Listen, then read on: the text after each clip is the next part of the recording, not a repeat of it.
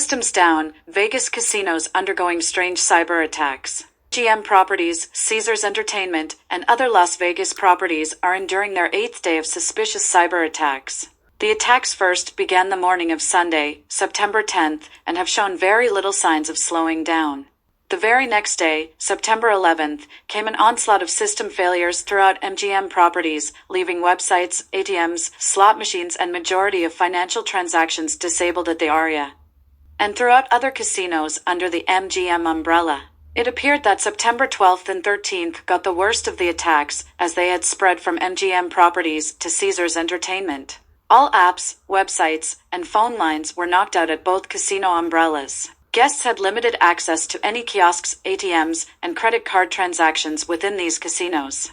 Many have also reported unusual charges to their credit cards, but have not been able to view their charges and receipts during their stays. Elevators have been down, and people have been kicked out of their hotel rooms with faulty room keys. All employee portals had gone haywire, leaving employees no choice but to check in and cash out guests by hand. According to a local source in the Las Vegas area, people are just abandoning machines with money still left in them. This all comes at the speculation of a group of cyber attackers being paid off an estimated $30 million by Caesars Properties. For reasons still unknown, MGM Properties released a statement in an attempt to alleviate public concerns and have since offered free parking at all of their casinos.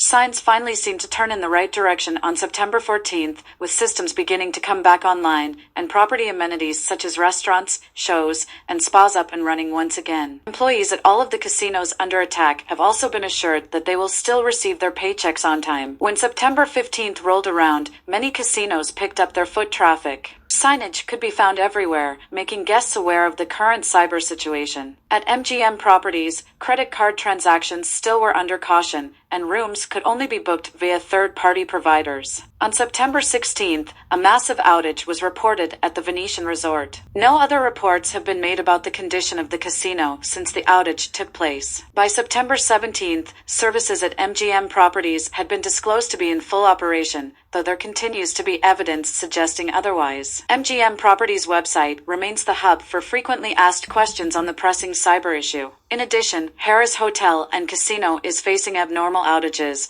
but is not disclosing any further details on the situation. It's the next era of the Taylor Swift travel boom. Are you ready for it? According to a Skyscanner travel trends report, 44% of Americans polled would take a short flight to see their favorite musician or band in concert, with 18% saying they'd fly farther. That rises to 60% if it means paying less for concert tickets. In 2024, these gig trip travelers combine their curiosity for new experiences and desire to explore the world with their love of their favorite artist to craft once-in-a-lifetime vacations. One show definitely fueling global travel, the record-breaking Taylor Swift Eras Tour resumes this month with 85 sold-out stadium shows in Asia-Pacific, Europe, Canada, and the United States. According to Lighthouse data, the Eras Tour will create the highest room rate of the year for each city it passes through. For example, Amsterdam hotels are up $173, Cardiff, Wales is up $162, and Dublin is up $108. The demand for the August concert weekend in Vienna is notably higher compared to other weekends, with several five-star properties and accommodations near the stadium already fully booked. Adds Helen Bichna, B2B Communication and Media Relations, Austrian Tourist Office, Inc., a Virtuoso preferred partner.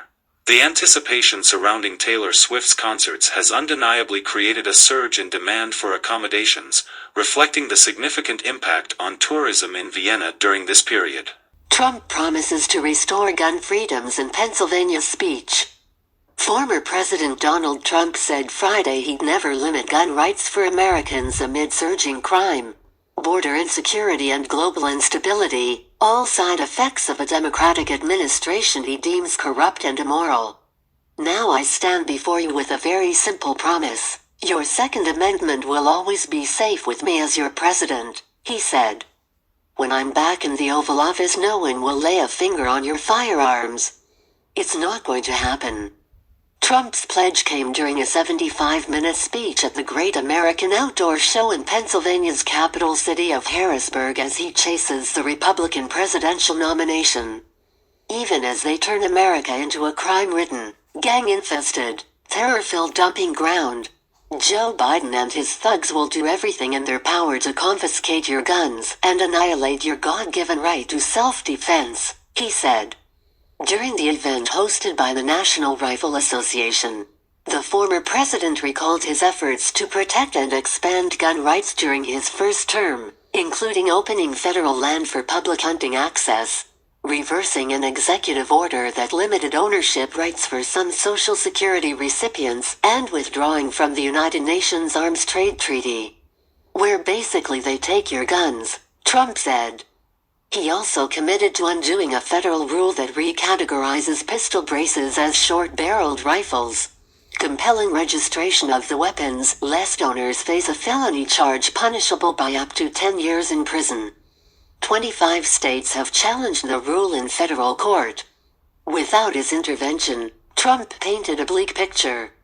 It means hundreds of more radical left judges waging a crusade against law-abiding gun owners, and 4 more years of Joe Biden means a non-stop war on gun makers, dealers and sellers designed to put the entire industry right out of business, he said.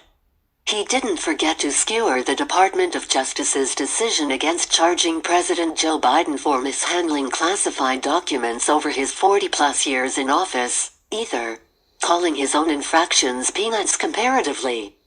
Trump's speech comes after a visibly upset Biden addressed the nation late Thursday to respond to a special counsel investigation that laid bare numerous examples of his memory loss. The blockbuster special counsel report, while clearing Biden, sparked questions about the 81-year-old president's mental fitness when it called him an elderly man with a poor memory. Trump didn't mince words on Friday, warning that the world teeters on the edge of World War III. We have a guy that can't put 2 sentences together and he's in charge of negotiations with Russia, with China, with North Korea, he said.